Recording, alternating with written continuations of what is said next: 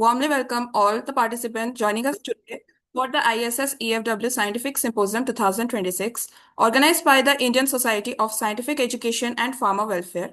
We are delighted to have you with us as we explore an important and highly relevant theme focusing on One Health and the management of emerging zoonotic diseases.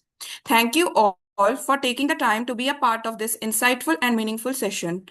To begin the program, we now invite our organizing secretary, Dr. Kritika Diyal ma'am, to deliver the introductory address and set the tone for today's symposium. Thank you, Dr. Ishwarya. So, a very good evening to everyone. I, Dr. Kritika Diyal, on the behalf of ISSCFW, takes an immense pleasure to welcome you all to today's International Scientific Session on One Health in Action, Managing Emerging. I would like to welcome our esteemed guest speaker of the day, Mr. Gary Flory, sir, founder of Global Outbreak Solutions and internationally recognized expert in zoonotic disease management. Our distinguished guests, researcher, faculty members, students, and participants from India and abroad. And also, I would like to welcome our coordinators of ISS EFW Society family from different parts of India who today are not only managing and leading this event, but also they have been leading this society, no doubt, through dedication and extraordinary efforts. Also, and all these dedications and all these work has been only possible due to the unwavering dedication, vision, and tireless efforts of President of ISSEFW Society, Dr. Abhishek Pathak sir, who have not only provided a numerous platform dedicated to science from scientific magazines, educational labs, journal, and symposium, but also tirelessly contributing in the growth of the profession by providing a platform to academicians, scientists, researchers, students to collaborate through these scientific events and outreach activities. So, yes, I would like to encourage you everyone to actively participate, engage in the discussion, and make the most of it through valuable learning today. So, thank you and have a happy, informative, enriching session.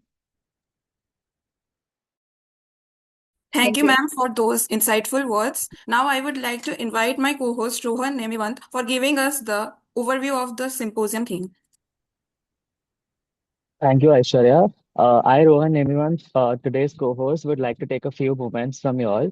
Emerging zoonotic diseases pose growing challenges as a human health, animal health, and the environment.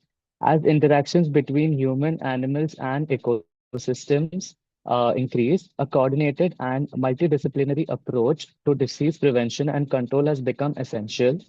The One Health approach recognizes the interconnected health of people, animals, and our environment, emphasizing collaboration among veterinarians, medical professionals, researchers, public health experts, and policymakers.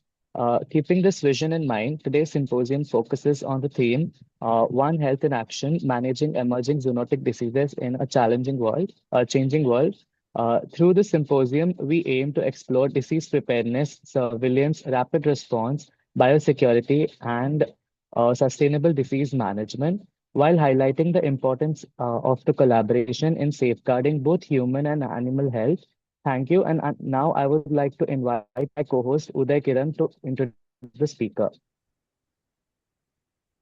Thank you, Rohan. Hi, Uday Kiran, host of the today's symposium. I'm delighted to welcome and introduce our distinguished speaker, Mr. Gary Flory, an international recognized expert in transboundary and zoonotic animal disease management.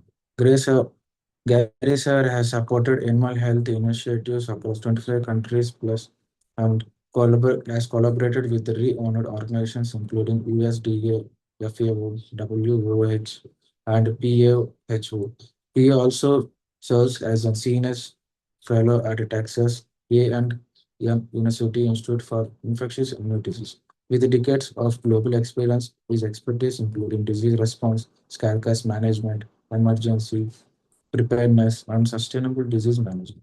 We're truly honored to have with us today and look forward to gain valuable insights into managing emerging zoonotic disease through the One Health approach. With great respect, I invite Mr. Gary Flory to share his expert insights on One Health in Action, managing emerging zoonotic disease in a changing world. Over to you, sir. Thank you. Thank you so much for that introduction. Good evening, everyone. It's a great pleasure and honor to be here with you today. Happy to share with you about this important topic. So, One Health is something we often discuss and talk about, but unfortunately, we do very poor job of actually understanding it and implementing it in the field.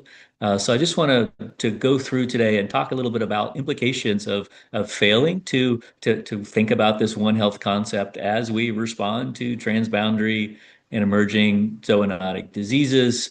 Also, in our approach to dealing with natural disasters impacting agriculture as well. So happy to go through this. And I do want to say, as we heard earlier in the introduction, really do want this to be as interactive and engaging as possible. So I'd love for you to be putting questions in the chat, reaching out. In fact, if there are questions that come up as we go along, I'm happy to take them as we go along. I'll look for the organizers to let me know if there's a question that they want answered immediately, but certainly at the end, we'll make sure there's time for questions as well. So with that, let's go ahead and get started.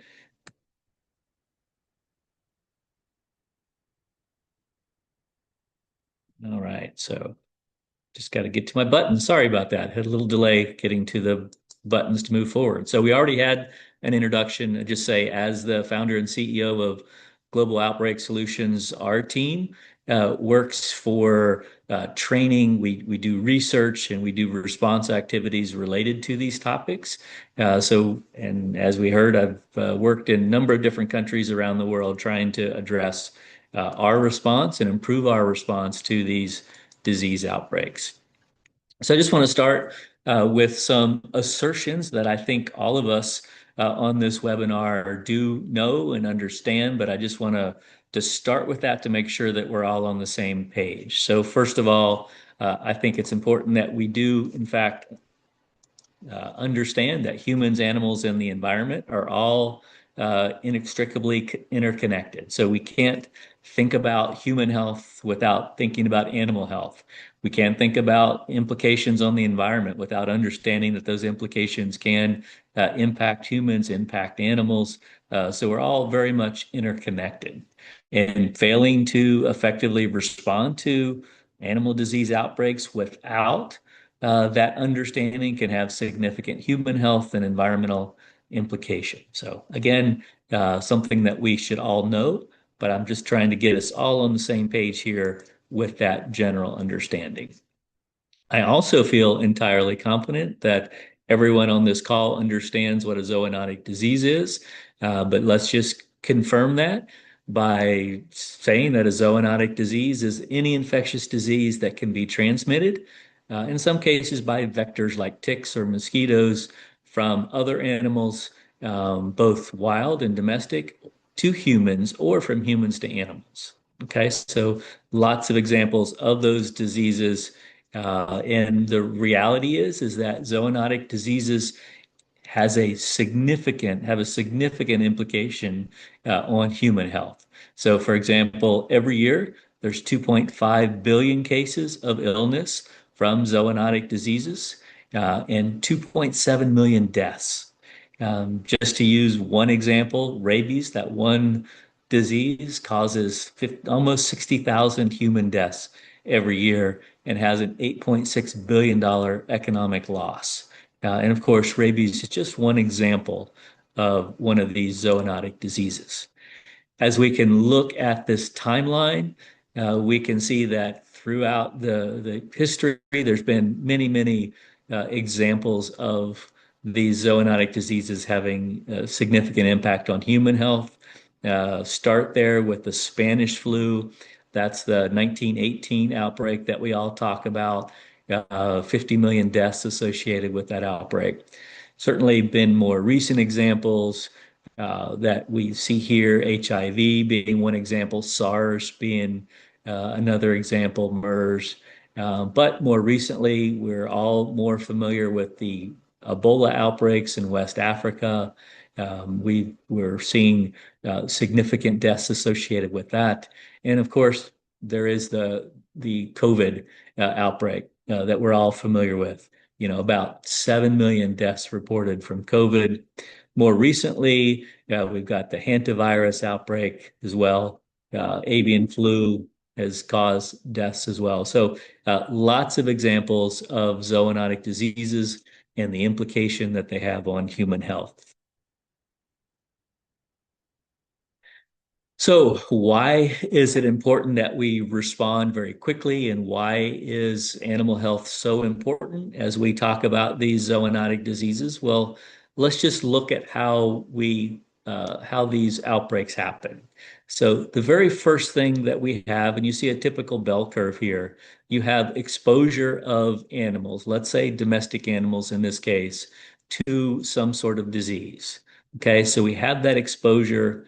Once we have that exposure, we'll start to see clinical signs in those animals. Once we have clinical signs in those animals are shedding virus, and therefore we're exposing humans to those viruses. Okay. After that exposure, humans begin to show those clinical signs. So we show those clinical signs, and after we have those clinical signs, we'll seek medical attention. So the bottom line there, the axis, is time. So there's a significant time lag from the time that those animals are exposed to the time that humans seek medical care. But if we think about the cost to control an outbreak, if we can control an outbreak early on, for example, here when the animals are first starting to see clinical signs, the cost to control that outbreak are much less than if we wait until humans begin to seek medical care. At that point, you can see the cost to control that outbreak increase significantly. So really, the important point here is the sooner that we can address and respond to a disease outbreak, particularly within other animals, the lower the cost to control the outbreak. And when I say cost here, I'm not just talking about money, which certainly is true, but we're also talking about human suffering, loss of life, et cetera, associated with that. All right. Also, very significant potential environmental implications from transboundary animal diseases. Not only environmental, but also disease shed. This is just an example from the Philippines. The Philippines have worked extremely hard to control the African swine fever outbreak that had been throughout much of the country, worked very hard and had eradicated African swine fever through many of the islands and many of the regions of the Philippines. Unfortunately, they had a hurricane, and that hurricane actually flooded the deep burial pits that they had disposed of the carcasses. Deep burial is a method that's not a biological process. Therefore, the virus survives for a significant period of time in carcasses in the deep burial environment. When the flooding happened, it exposed those carcasses. It actually distributed those carcasses around the area and actually caused reinfection with African swine fever. Okay, so how we manage our carcasses can actually spread the disease. Here's another example here, looking at the avian influenza virus in groundwater wells surrounding poultry farms that were infected. So when we look at groundwater, we can still find the avian influenza virus in those wells. From the environmental standpoint here, what you can see on the right side is a river that is red. It's kind of hard to see at this scale what that means, but basically that is a river that turned red from the leachate coming from African swine fever infected pigs, that the disposal had allowed the leachate from those decomposing carcasses to enter the river. Okay, is not red from the color of the blood. What happens is that leachate in that blood has a significant amount of nutrients. Those nutrients caused a microbial bloom within that river. So it's actually the microbes that turn that river red. Okay. And what happens is once those microbes, once that bacteria consume all the oxygen in that river, they will die, that will turn black, and everything in the river will die along with it. So that's certainly something we don't want to see happening in India or anywhere else for that matter. So why do I focus a lot of my attention on carcass disposal? Well, one of the most significant reasons is that carcasses, animals, are made up of a significant amount of water. Okay, so it all depends upon the animal that we're talking about. Poultry, so for a turkey carcass, for example, 75% water, a broiler, 70% a layer, less so. For swine, an adult pig will be about 55% water. A piglet is going to be closer to 80% water. And what happens is when those animals die from the disease, that water begins to leave those carcasses. And the point of this is just for you to understand the significant amount of water that can come from these carcasses. Just looking at layers, for example, if we had 1,000 layers, that is roughly it's over 1,000 liters of leachate that's going to come from those animals. And of course, a commercial layer operation isn't going to have 1,000 animals. It could have 10,000 animals, it could have 100,000 animals, or it could have 1,000,000 animals. So the potential for contamination, environmental contamination, disease spread from the leachate from those animals is very, very real. So here, what we can look at here is the fact that there are many, many chemicals in that leachate. I was talking about the volume of water. Certainly, it's not the water that we're concerned about. It's what is contained in that liquid.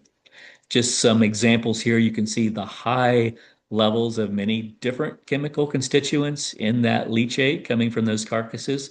I'll just point out two here. So phosphorus and nitrate. So both of those are nutrients. When that leachate with those nutrients get into water systems, they can cause algal blooms, they can cause human sickness as well. So very significant implications of having high concentrations of nutrients. If we look specifically at nitrate, for example, why is that important? Well, nitrate, it has a drinking water standard throughout the world. A typical drinking water standard for nitrates is 10 parts per million. There are some places in the world where that's 5 parts per million, meaning it's not safe to drink water that has more than 10 parts per million of nitrate in the water. But you can see that leachate coming from carcass disposal sites has over 1,000 times that drinking water standards. That can cause significant human health implications. We think and more familiar with the blue baby syndrome that can happen in infants. But again, it's also toxic to aquatic life, stimulates plant growth, and can deplete oxygen within those water sources. But it's not just the chemicals either. Within that leachate, we also have the microbes that are quite common in warm-blooded animals. So we can have E. coli, Salmonella, Campylobacter there, influenza viruses if it's avian influenza, African swine fever virus if it's African swine fever, and you see here prions and spore formers as well, depending upon the disease. Say if it's chronic wasting disease or anthrax, we can have those prions or those spores. And then, depending upon how the animals that we're disposing of were raised, we could have antimicrobials, we could have hormones, all of which are harmful if we get those into drinking water, groundwater, surface water supplies. And as carcasses decompose, they're also releasing gases that we need to be aware of. And when we burn carcasses, there's also significant pollutants that are released during that combustion process. So particulate matters, dioxins, metals can all be released during the burning of animal carcasses. So I just want to give you a little bit of a story here to help illustrate the issues that I'm discussing as we talk about carcass disposal. So this very simple pie chart here is just an example from a avian influenza outbreak that we had here in the state in which I live. It was an outbreak that occurred in 1983 and 84, before all of you were born, before I was involved in these activities. But it starts the story that I want to tell you. So during this outbreak in 1983 and into 84, the index case, so that very first farm that was impacted was a turkey farm. They dug a hole and they buried the turkeys in the ground. Shortly after that, the neighbor who lived nearby called and complained. They said shortly after those birds were buried, the water that was coming out of their sink. They had a well for their water supply. Their water started smelling funny. It tasted funny. When they did testing, they found that the bacteria count in their water was very high. So they called and they complained and they talked to a number of different people. But the reality was this was 1983. And in 1983, there was less concern about environmental impacts, and it was something that people were not as aware of. And so nothing really happened and nothing really changed at that time. So deep burial continued to be the primary method for disposing of carcasses. You can see here the largest slice of that pie. The blue was all of the farms that used deep burial on the farm to dispose of their carcasses that were impacted by that disease. The small orange slice that you see, it's called landfilling, but ultimately what that means is there was just one larger plot of land. It was government land where they dug a bigger hole and they put carcasses in there from a number of different farms. So it was still deep burial. It just wasn't on the farm. It was on more of a common site. So even though there was concerns with that index case, it didn't change the approach that they took to burying carcasses. So moving on to 2002, and this is where I actually became involved in these issues. In 2002, we had another outbreak of avian influenza, and there was the index case happened to be the exact same farm, that turkey farm that was the index case in 1983. It was the index case, ironically, in 2002 as well. So that farmer went out and dug a big hole. He was about to bury his birds in that hole where the neighbor said, wait a minute, don't you remember what happened in 1983? Once you buried the carcasses, my groundwater was contaminated. It impacted my well, and I've been treating my water ever since. This can't be right. And so that neighbor contacted the press. They complained to the health department. They complained to anybody who would listen. And the reality is the world had changed significantly from 1983 to 2002. And people said, well, yeah, that is true. 80% of the people that live in this area rely on groundwater as their source of potable drinking water. And so they actually said we shouldn't be using deep burial as a disposal method in this area because there was shallow groundwater that people used for drinking water. So what happened is that they said, okay, you can't do that anymore. And there was not a plan. So nobody had thought about other ways that we could manage the mortality. This was a huge outbreak. There was 197 commercial poultry farms that were impacted that had to dispose of their carcasses, and there was no plan. Because of that, we tried a number of different things. Most of them did not work well. And in fact, most things worked horribly. That's where I was tasked with working with this response to help manage those carcasses and to come up with ways to manage the new flocks that were impacted every day. So it was a really bad experience, but it left me realizing that we needed to do better. We needed to develop better response plans. We needed new methods for disposing of carcasses that didn't have the environmental impact that the other methods had. So after that, again, I was doing research, others were doing work as well. And so what happened is when we had our next outbreak in 2015, this was the largest avian influenza outbreak that the U.S. had faced in history. And it actually impacted 50 million birds, a number of different states. At that point, my colleagues and I and others had done research on composting. And so we actually had a very significant shift in how we managed the disease outbreak. So again, 50 million birds, all of the manure, all of the eggs associated with those 50 million birds needed to be disposed of. And in that case, during this outbreak, 85% of all of that material was composted, either composted inside the poultry barn, as you see here in this picture, or composted outside, outside the buildings on the farm.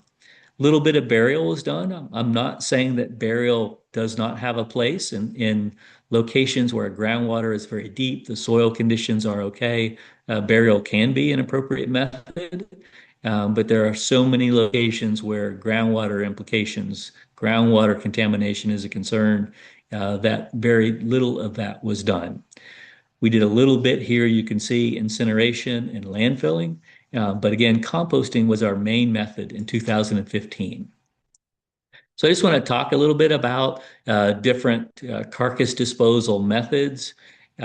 Here you can see, deep burial is the carcass disposal method that all of us are familiar with. The reality is ever since humans began domesticating animals, if there was a part of the animal that they couldn't use, we'd use deep burial to dispose of that animal. So it's something we're all familiar with. We've been using the method for carcass disposal forever. But the diagram that you see here is the concern and what we want to avoid. So you can see here that we have a burial pit where we place the carcasses. What can happen is that the leachate containing all of those constituents that I showed you earlier can leach out of that burial pit as those birds start to decompose. Or I'm saying birds, we could be talking about African swine fever, for example, or FMD. So it could be cattle carcasses, it could be swine carcasses, whatever it is. The constituents are quite similar. That can actually leach out of those animals, get into the groundwater, and you can see here is that then that farm or a neighboring farm can then be drawing water from their well and have a contaminated water that they're pumping and using for their domestic consumption. So this is the concern that we want to avoid when we're dealing with disease outbreak. The other thing about deep burial is we can do it very, very quickly, and we can cover, don't see anything, but that doesn't mean that it's safe. Just because we can't see it doesn't mean that we're not having implications from it. The picture that you see here, this black leachate that you see oozing out of the ground, basically this is a burial pit. And what's happening here is that the weight of the soil that's placed on top of those carcasses as they decompose is actually pushing down on those carcasses, squeezing the leachate out of those birds as they decompose. Some of that is migrating down vertically through the soil and into the groundwater. We can't see that, but some of that leachate is actually being squeezed up through to the ground surface and being discharged. In this case, it's running down a slope, getting into a surface water body. This picture here, it's actually, I thought I had a video there. This is just a picture of basically that soil as those carcasses start to compact and break down. Those soil surfaces often crack. These are some big cracks that you can see here over a burial pit. What you can't see here, and that's why I thought I had included a video, which I hadn't, is that when this soil cracks, this creates an area that is releasing odors of those carcasses. There are millions of flies that are flying out of these cracks in the soil. Those flies can potentially carry virus on their wings, and it's a mechanism for spreading disease as well. So again, you can't see it in this picture, but I was there, so I can tell you that there were millions of flies actually coming out of this trench as well that had been attracted to the smell of those decomposing carcasses and had gone down in through those cracks to contact those carcasses. So another method that I just wanted to share with you here briefly is shallow burial with carbon. So this method is a newer method. You may not be familiar with it. It's basically a hybrid between deep burial and composting.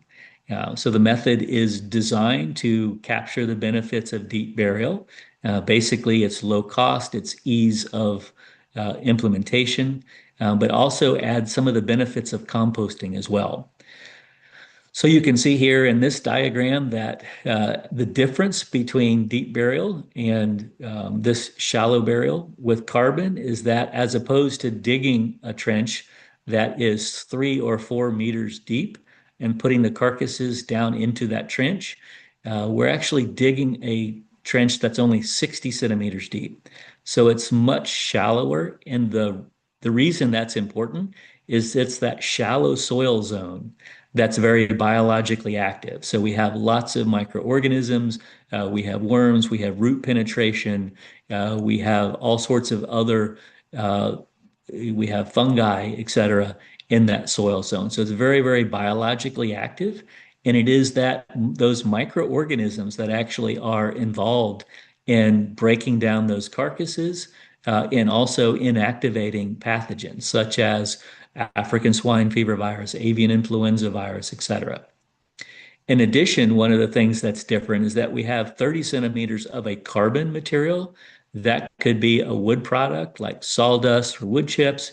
It could be a crop residue like rice straws or rice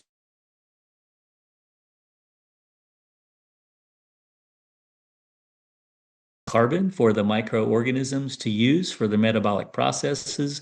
It absorbs that leachate so that leachate is trapped in that absorptive carbon layer as opposed to migrating down vertically and potentially contaminating groundwater.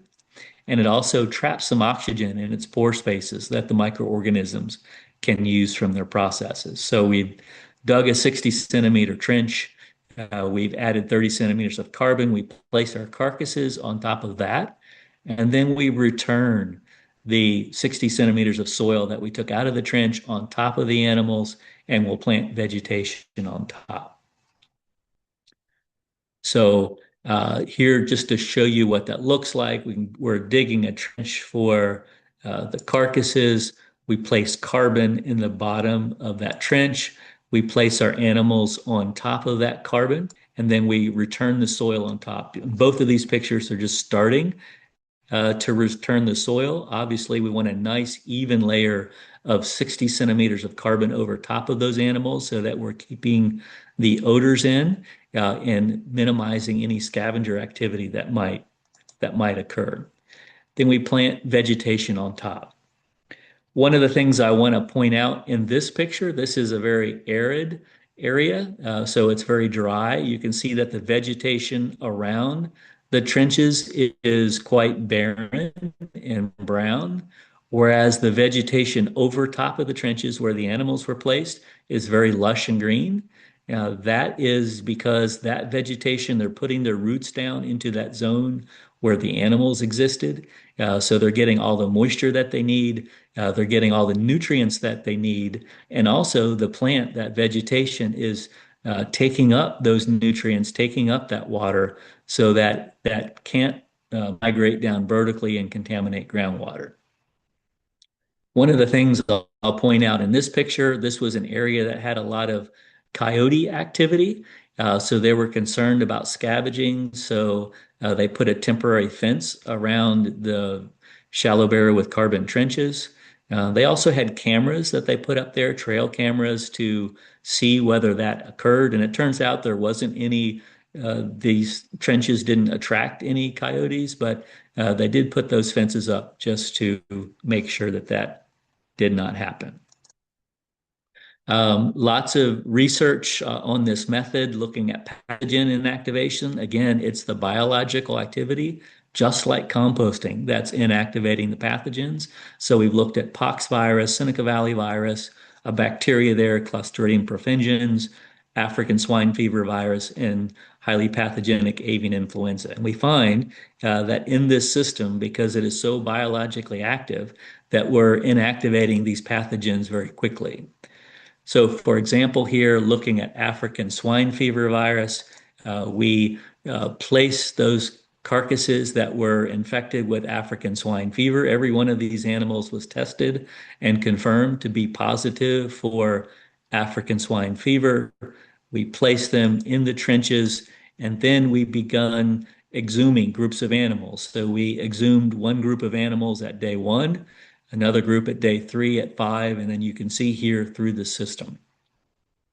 So what we were looking at is in this system, which is more biologically active than deep burial, how quickly does the African swine fever become inactivated? And what we found is both in the spleen, which is a tissue known to have the highest concentration of virus, but also in the bone marrow of the femur. And we chose the bone marrow of the femur because it is the most protected. The bone itself is covered by a tremendous amount of meat, but the bone marrow is protected by the bone itself. So what we found is when we analyzed those samples, even within the bone marrow of the femur, we were not able to detect viable African swine fever virus very quickly. And I'll go back there and just say that between up to day 3, we were able to detect virus. After day 5, we were not able to detect virus even within the bone marrow of the femur. We also, to confirm our testing, well, I'm going to step back. I didn't say that exactly right.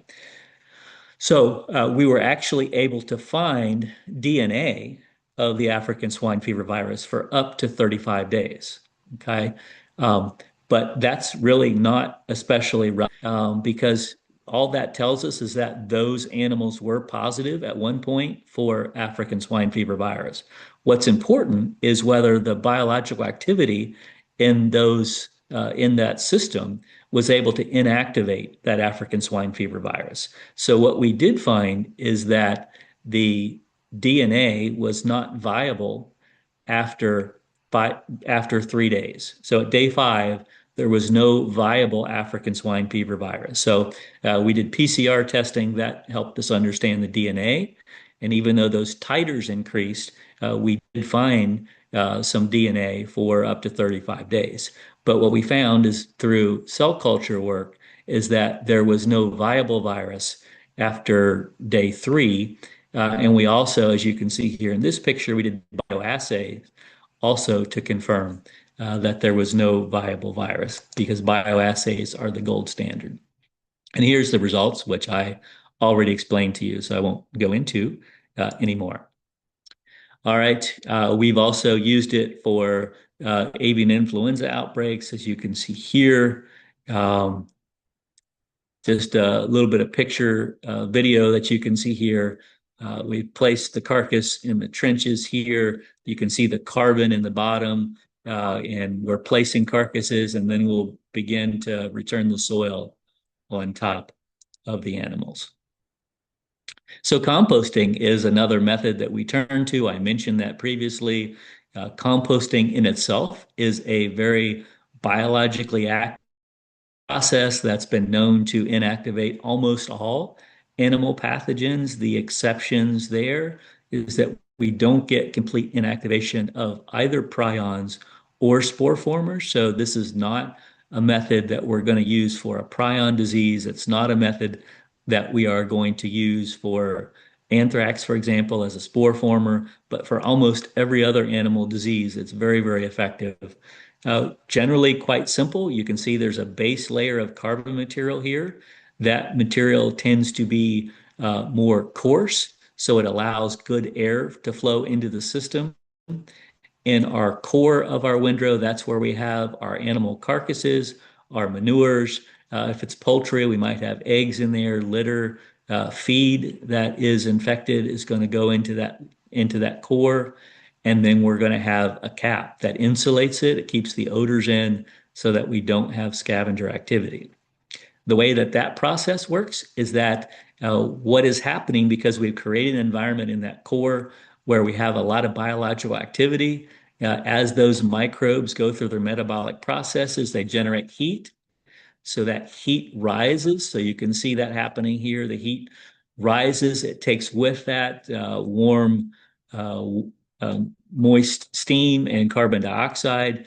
That rising heat draws more air into the bottom through that porous area here so that we have a constant flow of fresh air that is keeping the oxygen concentration where it needs to be for that metabolic activity. Just to show you what that process looks like, here we have a poultry house. These birds were died from highly pathogenic avian influenza. The way that we manage those in a poultry house is that we start by clearing the center of that poultry house. That's the area where we're going to build a windrow to do our composting. So this is unique to doing this inside of a poultry house. All the other stages I'm going to show you are the same if we're composting inside of a poultry house or outside.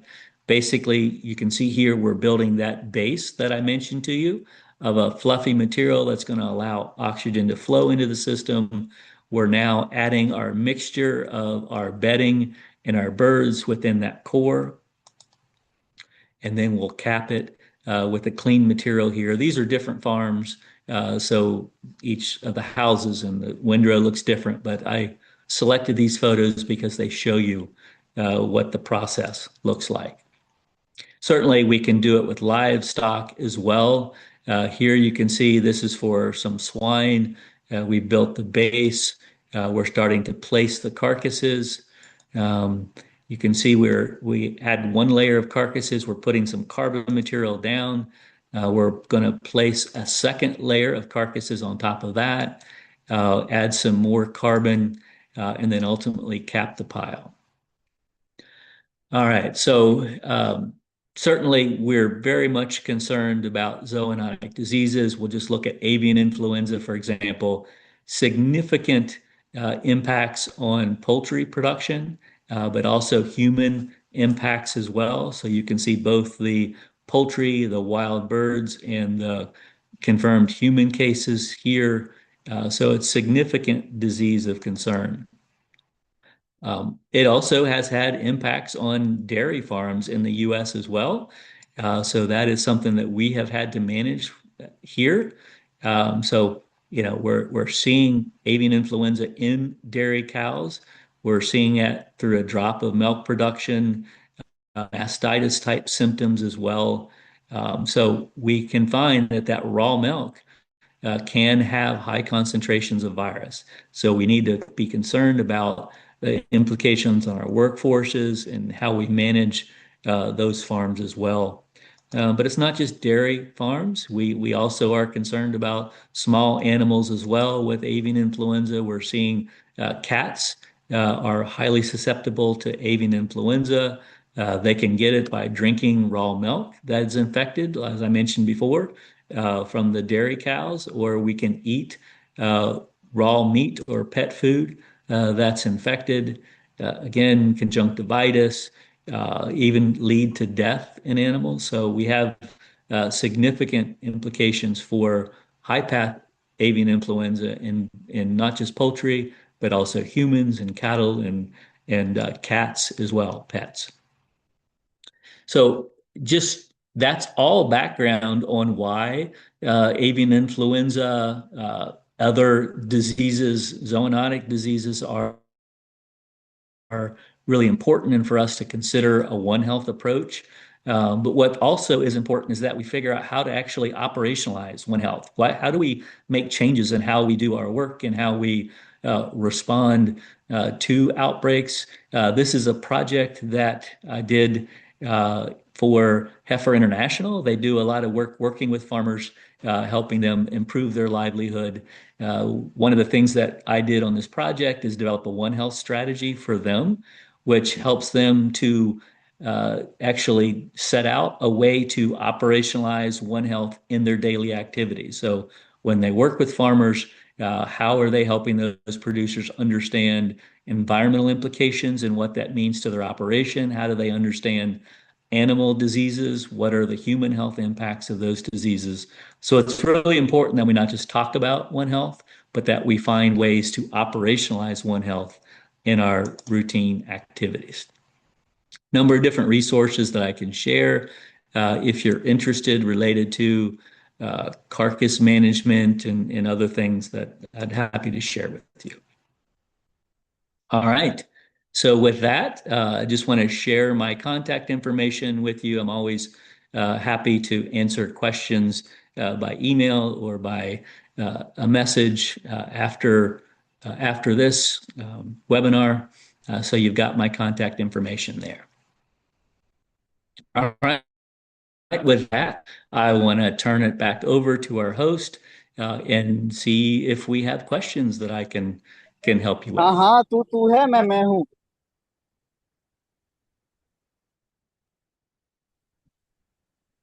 So Okay, I'm going to sir. stop sharing now and back over to the host.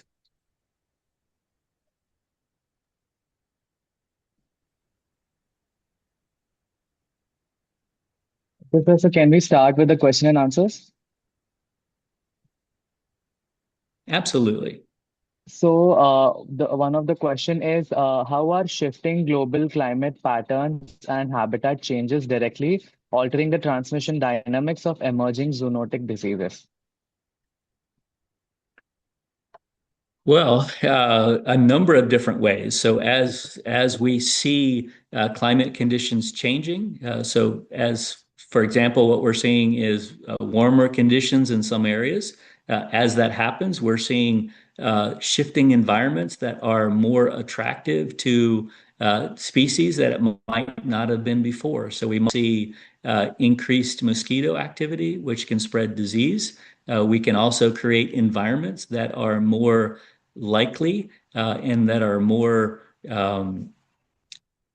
conducive to disease transmission as well. We're also seeing significant storm events, which can also have a shift in how microorganisms and how different vectors can move and migrate. So we're seeing new pathogens that come up by changes in environments, warmer, moister conditions, and also because of the shift in our vector activity and having more contact with vectors where humans live are just a couple of examples of that.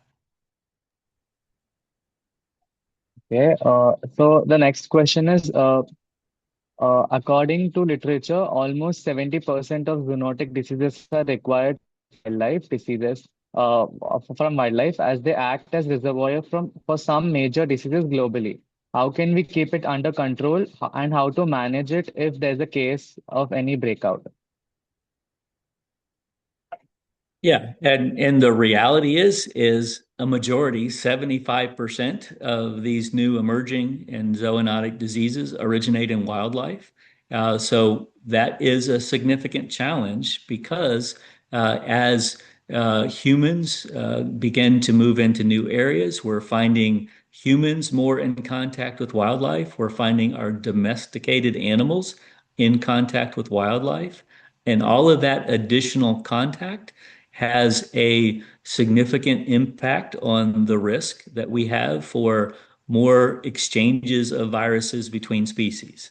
Okay, so exchange of viruses between the wildlife and our domesticated animals, exchange of diseases between wildlife and humans as well. So very significant impact there. I think we have a responsibility to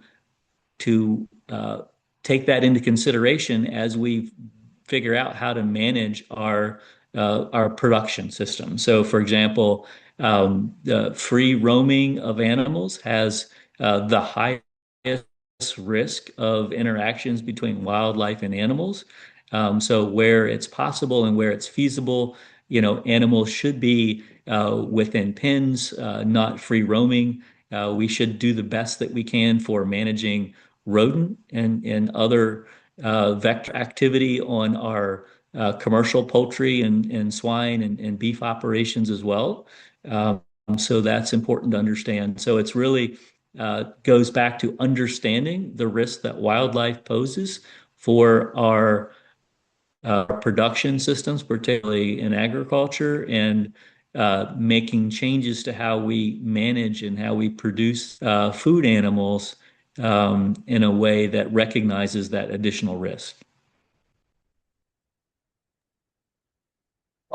So one of the question is, how can veterinarians effectively manage zoonotic disease risk in small scale farms and households where close human-animal contact make disease transmission more difficult to control?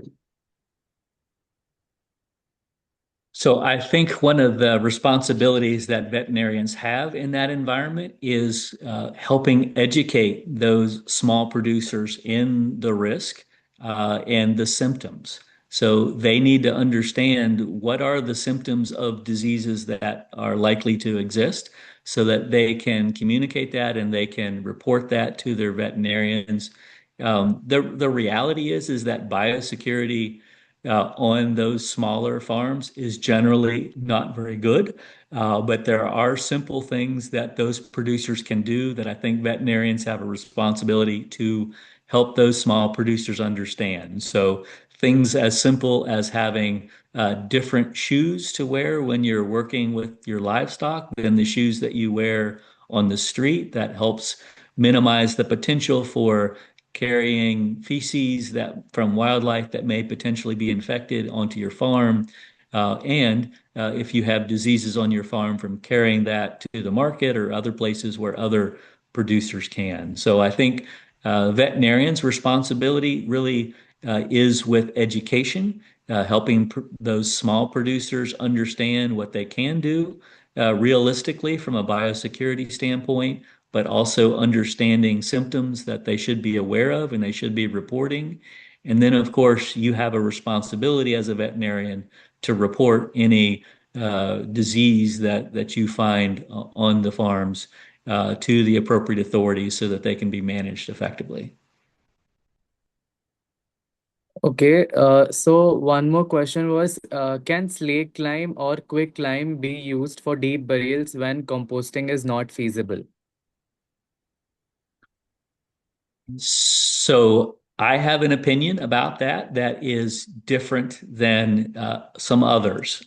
So I'm going to tell you my opinion and I'll let you decide from there. Lime, slake lime. Well, first of all, let me just say that I have worked in countries where they have purchased lime for this purpose, and it was actually agricultural lime and not slake lime. So agricultural lime has the ability to shift slightly acidic soils closer to neutral, to 7, a pH of 7, to help grow better crops. That is very different than slake lime, as the person identified here. Slake lime can be used as a disinfectant. It has the ability to shift the pH, very basic, to a pH of 12. which is effective at inactivating most viruses. So from a burial pit standpoint, I personally do not see significant benefit in adding lime to burial pits. So what happens is that you do, in fact, change the pH on the surface of the animal. So you're making a slight change on the surface of the animal. However, what's not happening is you're not effectively um, impacting or inactivating viruses in that leachate as it comes out of those animals in the bottom of the pit. You're simply changing the pH on the surface of the animal. I don't think it's worth it. I don't think it adds value. Where I do think that slake lime, burnt lime, whatever you want to call it, has a benefit is in areas where you have laid animals or where there's been a lot of traffic. Placing it on the soil surface can actually shift the pH on the soil surface to a degree that it can inactivate viruses because none of the chemical disinfectants, Virkon or other disinfectants, are effective in a high organic matter environment like soil or manure. So lime is a chemical that actually can be effective for shifting the pH on those surface soils that might have viable virus because of carcass transportation or carcass storage, et cetera. So my personal opinion is I don't recommend people bother putting lime in burial pits. What I recommend is people using it on the surface around those pits and in areas where there's a lot of traffic and potential contamination. Uh, okay. So one more question was, how does antimicrobial resistance fit within the One Health concept, and what interventions have shown the greatest success? So clearly, antimicrobial resistance falls within the One Health area. And it's because what we do within our production animal environments has a very significant impacts on the viability of antimicrobials in human systems. So what we're doing in animals certainly impacts how microorganisms, how diseases fare with those antimicrobials. So one of the most significant things is when I travel, what I often see is that you can buy antimicrobials in many countries at the wet market, at the market. There's no control, there's no management, there's very little education, and it's really important that we control and we manage how we use within our animal production systems antimicrobials. It's something that should be prescribed and managed by a veterinarian. It should not be just uh, generally used without a great understanding of the implications and how it needs to be applied and when it should be applied. And the other thing that's important to understand too is that we should not be using antimicrobials prophylactically to promote health, growth of animals.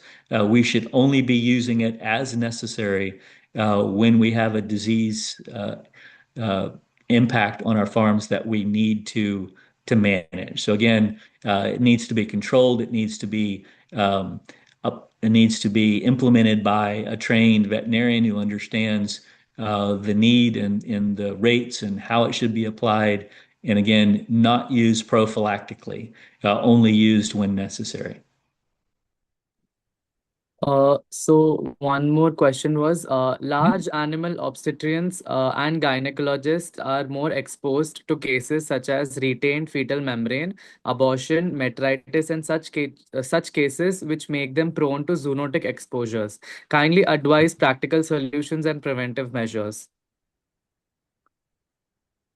Yeah, I mean, this is going to sound oversimplistic, but it is true. All of us who spend our time working with animals need to understand personal protective equipment, how to use our personal protective equipment, what personal protective equipment is appropriate for each type of activity that we're involved in. And the reality is that from a veterinarian standpoint, you rarely know at the time of doing an evaluation what it is those animals have. So I personally encourage the use of personal protective equipment in a manner that is safe and is maybe more cautious than most people would naturally do. So, for example, when I am responding to a disease outbreak, I'm always at the very minimum um, going to be having a respirator on, a N95 respirator, because even though a disease is known to not be zoonotic, I don't want to take the chance of me having a virus and that virus mixing with whatever virus it is the animals have, and creating in me a mixing vessel where we can create another virus that potentially has greater impact on humans, maybe is more, et cetera. So again, it is a one of the risk of working in the veterinary field, and I think the judicious use of personal protective equipment is important, and that's really the only way to protect yourself. Understanding the risk and applying personal protective equipment as appropriate. So one more the question was, which is the best method of carcass disposal when it comes to wild animals which have been detected positive for zoonotic diseases? So one of the things that I always tell people is that there is no one perfect carcass disposal method. Um, so um, so there are multiple ways to dispose of animal carcasses. I personally prefer the biological um, processes because they will actually inactivate the pathogen as opposed to just putting them deep in the ground where you don't have to see them. Because, and again, using that example from the Philippines that I showed you, obviously viruses can live a long time in that deep burial environment. So I prefer composting. I prefer shallow burial with carbon.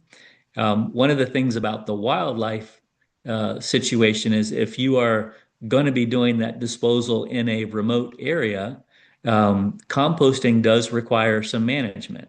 And so you're not necessarily going to do that if you're in a remote area. So, I mean, composting is a good method for wildlife, but it requires some management. If you can't do that management, then I prefer the shallow burial with carbon because you place the carcasses in that environment, scatter some seed on top of it, and then you leave it alone. Um, if there is the potential for anthrax or a prion disease, then deep burial really is the only tool that is going to be appropriate for that particular type of environment. So again, no one tool. I would choose my tool based on the circumstances. So again, I lean towards composting. I lean towards shallow burial with carbon, but there are situations where I might use deep burial for my disposal method. So thank you so much, sir, for the zoonotic management and insightful informative session. Your valuable in zoonotic disease management, emergency response, and the importance of a One Health approach have certainly enriched our understanding of this critical subject. Thank you, everyone who actively participated and made it so interactive. We will now be sharing a feedback form in the chat box. Do kindly fill up. We will now proceed with the conclusive notes by Uday. So, so thank you, you all for being a part of this insightful and encouraging symposium. I would like to present the concluded note on the today's symposium. Today, we are enlightened about the growing importance of the One Health approach in addressing emergency genetic disease, along with the challenges involving the disease preparedness, prevention, response, and management. This session provides us with valuable insights into the importance of collaboration between veterinary, medical, environmental, and public health sectors in safeguarding the health of humans, animals, and our shared environment. Hence, this symposium has undoubtedly been a valuable learning experience, providing us with a deeper knowledge, unbounded and a broader perspective on managing emerging zoonotic diseases in the changing world. Thank you. Thank you, Uday. Now, on behalf of ISSEFW, I extend my heartfelt gratitude to Mr. Gary Flory, sir, for his valuable time and for delivering such an informative and inspiring session. We sincerely appreciate the valuable insights shared on One Health, zoonotic disease management, disease response, and emergency preparedness. I also extend my thanks to all the coordinators, organizing team members, and especially my co-hosts Rohan and Uday for their dedicated effort in making the symposium successful. A special thanks to all the participants for your presence, enthusiasm, and active participation. Thank you all once again. We wish you a wonderful evening. Stay safe, stay informed, and stay connected. Thank you. It was a great pleasure. Thank you. Thank you, sir, for taking out the time. It was such an informative session, and we hope that we will connect in the future too. So Yeah, we want to absolutely. be connected. And also, I would like to thank the participants for being here and also to inform them for the future events. If you want to be connected, then you can follow us on the Instagram, YouTube, and on LinkedIn. You can also join us on the WhatsApp groups. Last month also we have done the Equine Summit, and we have discussed all the wholesome career opportunities in the equine field and the equine anesthesiology. You can go through it on the YouTube channel. So, so this video will also be uploaded on the YouTube, so you can go through it again. So thank you, sir. Thank you for this session. Thank you. My pleasure.